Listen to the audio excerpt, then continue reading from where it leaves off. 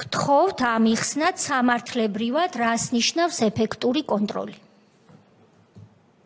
ეფექტური კონტროლი ნიშნავს იმას, რომ უცხო მოწინააღმდეგე მხარე ოკუპირებული მხრიდან ამ ტერიტორიაზე ვერ გადამოდიან.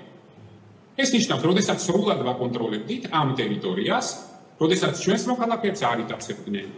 ხო, ანუ პასუხი არის, რომ კი ჩვენ ამ ტერიტორიაზე ეფექტურ კონტროლს ვახორციელებდით.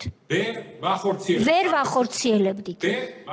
ვახორციელებდით. ეფექტურ კონტროლში კი გულისხმობთ რას, რომ ჩვენ ვერ ვახორციელებდით, იმიტომ რომ ამ ტერიტორიაზე ჩვენი მოსახლეობა ვერ შედიოდა ტყეში? არა, ამ ტერიტორიაზე შემოდიოდა ოკუპირებული ძალები, თანმიმდევრულად აკეთებდნენ მონიშნებს, აკავებდნენ საქართველოს მოქალაქეებს, შედიოდნენ ტყეში და იქ მწვანე ოკუპაციის, საოკუპაციო რეჟიმის ბანერებს, სასაზღვრო მონიშნებს აკეთებდნენ და ამის ყველაფრის. კი ბატონო, ეს გავიგე, ეხლა გავიგე, მაგრამ აკავებდნენ მოქალაქეებს. ერთი მაგალითი მითხარით დაკავებულის. იქ რამოდენიმე მაგალითი იყო სახელმწიფო. რამოდენიმე მითხარით. რამოდენიმე მაგალითი იყო, ერთი იყო 2019 წელს, რამოდენიმე იყო 2018 წელს. ამ ტყეში დააკავეს კონკრეტულად? ამ ტყეში დააკავეს კონკრეტულად?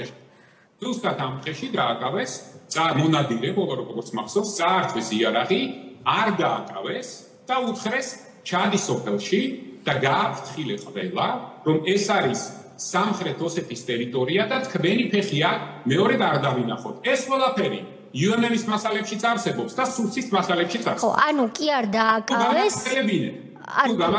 რა თქმა უნდა, გაგაგრძელებინებთ, ჩვენ არსად არ გვეჩქარება. შესაბამისად, კი არ დააკავეს, არამედ შეაჩერეს, იყო შეიარაღებული, გასაგებია მონადირე შეიარაღებულია, ჩამოართვეს. როგორ ფიქრობ? ვინ შეაჩერეს? მეორე მხარემ, ტრულმა მხარემ. სად მოხდა? ბატონო? ვის ტერიტორიაზე მოხდა? სად მოხდა ეს? ჩვენს ტერიტორიაზე. ესე იგი, საქართველოს მოქალაქეებს შეიარაღებული ოკუპაციის ძალების წარმომადგენლები აჩერებდნენ და არა აკავებდნენ. გადავრჩით, რო არ მოკლეს, მადლობა უნდა. არა, მე მოყვებით, რომ თქვენ თქვით, რომ აკავებდნენო და აღმოჩნდა, რომ კი არა აკავებდნენ. შეაჩერეს, განაიარაღეს და გამოუშვეს უკან. სამართლებრივად და განაიარაღეს. ამას მე ვუნა. მოდით, სპეკულაცია ტერიტორიაზე ვიღაცეები, სეპარატისტები შეიარაღებული მოქალაქეს აჩერებენ, განაიარაღეს, გამოუშვეს და ეს ნორმალურია.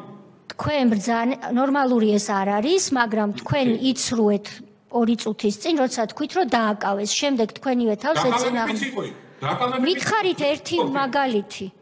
წინა შემთხვევა იყო დაკავებები, როდესაც საქართველოს მოქალაქეები ჩორჩანეს ტყეში საქართველოს ტერიტორიაზე დააკავეს, წაიყვანეს ცხინვალში და საზღვრის კვეთის უკანონო კვეთისთვის ჯარიმა გადაახტევინეს, გაასამართლეს და გამოუშვეს ისე.